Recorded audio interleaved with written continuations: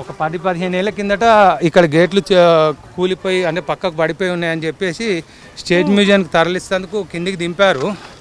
15 ఏళ్ళ కిందట ఇక్కడ గేట్లు పడిపోయినాయి అన్న. ది మెయిన్ గేట్ ఉండేది, పెద్ద గేట్లు. ఆ పెద్ద గేట్లు కూలిపోయి అంటే సైడ్ కొరగడం వల్ల వచ్చిన వాళ్ళంతా దానికి సంబంధించిన ఇనుపై ఉండేటి వాడి తీయడం ఏవో చేసి చెడగొడుతూ ఉంటే భద్రత లేదని చెప్పి స్టేట్ మ్యూజియం తరలించాలని కిందికి దింపేశారు అన్నట్టు. అందువల్ల మనకి ఇది కనిపిస్తుంది. ఇది మెయిన్ ఫస్ట్ గేట్. ఇది ఫస్ట్ గేట్ అన్న. అన్న మళ్ళీ ఇదంతా ఎట్లా కట్టినట్టు, ఎందుకు కట్టుకున్నట్టు అర్థం కాలే. అయితే ఒకటే అమ్మా, ఇది మెయిన్ ఎంట్రన్స్. ఈ ఎంట్రన్స్కు ఈ డోర్లు లాక్ చేసినప్పుడు, దాడి చేసినప్పుడు, శత్రువులు వచ్చినప్పుడు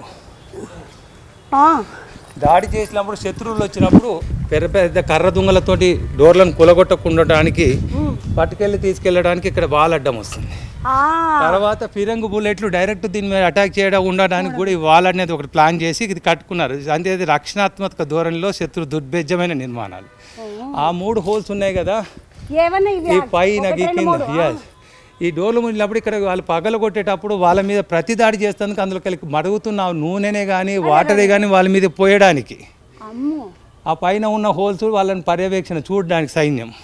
ఇంకా గొప్పదైన విషయం ఏంటంటే ఇది బ్లాక్ అంటారు, ఇది కాకతీయులు బాగా వాడతారు. బ్లాక్ బురాస్టార్ అంటారు దీన్ని. అప్పుడు గీరిన్ బురాస్టార్ అన్నాం కదా, ఇది బ్లాక్ బురాస్టార్. బాస్టర్ కాదు, బురాస్టార్. ఇవేంటంటే గ్రానైట్ కన్నా 100 రెట్లు గట్టిగా ఉంటాయి. ఈ వాల్ అనేది ఎర్త్కేన్లు వచ్చినా ఏమైనా వానల వల్ల వచ్చినప్పుడు ఈ వాల్ అనేది దీని మీద స్కిట్ కాకుండా ఉండడానికి ఈ రాళ్ళు బ్యాలెన్స్ చేస్తున్నాయి అన్నట్టు. అవి కట్టడానికి ఇంత రాయిని, ఇంత పెద్ద గోడను ఆ చిన్న రాళ్ళు బ్యాలెన్స్ చేస్తాయి అన్నట్టు, స్కిట్ కాకుండా ఉండడానికి. అందుకని మనం వచ్చిన మెట్లను కూడా అవే రాళ్ళను, ఆ మెత్తి గోడను అన్ని వాపి పైన ఉన్న పెద్ద పెద్ద కట్టడాలను కూడా వాటి మొదల్లో మొలలు కొట్టినట్టు చిన్న హోల్స్ పెట్టేసి రాళ్ళని బంధించడం వల్ల స్కిట్ కాకుండా అవి ఆపుతాయి అన్నట్టు. అంటే ఈ రాయి మీద మనం ఎంత పెద్ద రాయి వేసినా ఆ రాయి పగులుతుంది, కానీ ఈ రాయి పగలదు.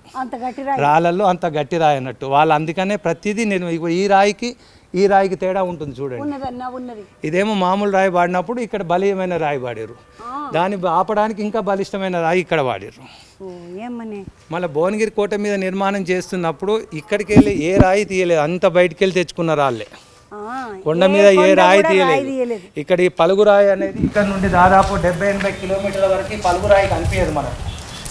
ఈ పలుగు రాయి అంటే డంబ్లింగ్ అని అంటారు. కొండ పైన స్లాబ్లకు ఈ మెట్ట మధ్యలో వేయడానికి వాడతారు. ఈ పలుగురాలు కూడా వీళ్ళు ఇక్కడ అక్కడికి వెళ్ళి తెప్పించుకున్నారు. దాదాపు 70-80 కిలోమీటర్ల దూరం వరకు పలుగురాలు చేయలేదు, దాని షేప్ ఏం మారలేదు. అట్లుంటది ప్రేమ ఉంటే, గుట్ట మీద ప్రేమ అంటే అది.